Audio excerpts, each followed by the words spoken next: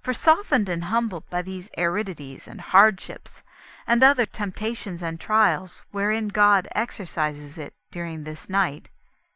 it becomes meek with respect to God and to itself, and likewise with respect to its neighbor, so that it is no longer disturbed and angry with itself because of its own faults, nor with its neighbor because of his. Neither is it displeased with God, nor does it utter unseemly complaints, because he does not quickly make it holy. Then, as to envy, the soul has charity towards others in this respect also. For if it has any envy, this is no longer a vice as it was before, when it was grieved because others were preferred to it and given greater advantage. Its grief now comes from seeing how great is its own misery, and its envy, if it has any, is virtuous envy, since it desires to imitate others, which is great virtue. Neither are the sloth and irksomeness which it now experiences concerning spiritual things vicious as they were before. For in the past these sins proceeded from the spiritual pleasures which the soul sometimes experienced and sought after when it found them not. But this new weariness proceeds not from this insufficiency of pleasure, because God has taken from the soul pleasure in all things in this purgation of the desire. Besides these benefits which have been mentioned, the soul attains innumerable others by means of this arid contemplation. For often in the midst of these times of aridity and hardship,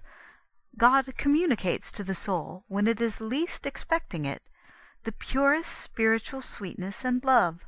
together with a spiritual knowledge which is sometimes very delicate, each manifestation of which is of greater benefit and worth than those which the soul enjoyed aforetime, although in its beginnings the soul thinks that this is not so, for the spiritual influence now granted to it is very delicate and cannot be perceived by sense. Finally, inasmuch as the soul is now purged from the affections and desires of sense, it obtains liberty of spirit, whereby in ever greater degree it gains the 12 fruits of the Holy Spirit. Here too it is wondrously delivered from the hands of its 3 enemies, devil, world, and flesh. For its pleasure and delight of sense being quenched with respect to all things, neither the devil nor the world nor sensuality has any arms or any strength wherewith to make war upon the spirit. These times of aridity, then, cause the soul to journey in all purity in the love of God, since it is no longer influenced in its actions by the pleasure and sweetness of the actions themselves, as perchance it was when it experienced sweetness, but only by a desire to please God. It becomes neither presumptuous nor self-satisfied, as perchance it was wont to become in the time of its prosperity, but fearful and timid with regard to itself, finding in itself no satisfaction whatsoever. And herein consists that holy fear which preserves and increases the virtues. This aridity, too, quenches natural energy and concupiscence, as has also been said. Save for the pleasure indeed which at certain times God himself infuses into it, it is a wonder if it finds pleasure and consolation of sense through its own diligence in any spiritual exercise or action, as has already been said. There grows within souls that experience this arid night concern for God and yearnings to serve him, for in proportion as the breasts of sensuality wherewith it sustained and nourished the desires that it pursued are drying up, there remains nothing in that aridity and detachment save the yearning to serve God, which is a thing very pleasing to God. For as David says, an afflicted spirit is a sacrifice to God. When the soul, then, knows that in this arid purgation through which it has passed, it has derived and attained so many and such precious benefits as those which have here been described, it does not tarry in crying, as in the stanza of which we are expounding the lines, "O happy chance! I went forth without being observed." That is, I went forth from the bonds and subjections of the desires of sense and the affections, without being observed, that is to say, without the three enemies aforementioned being able to keep me from it.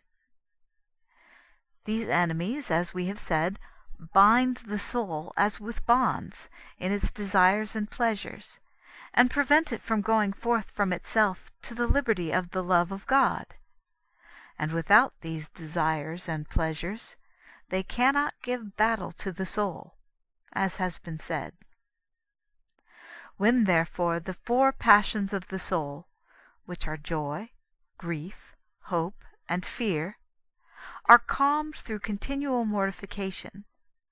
when the natural desires have been lulled to sleep in the sensual nature of the soul, by means of habitual times of aridity,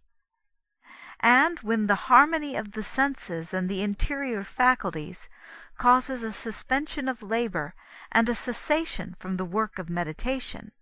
as we have said, which is the dwelling and the household of the lower part of the soul, these enemies cannot obstruct this spiritual liberty, and the house remains at rest and quiet, as says the following line, "My house being now at rest."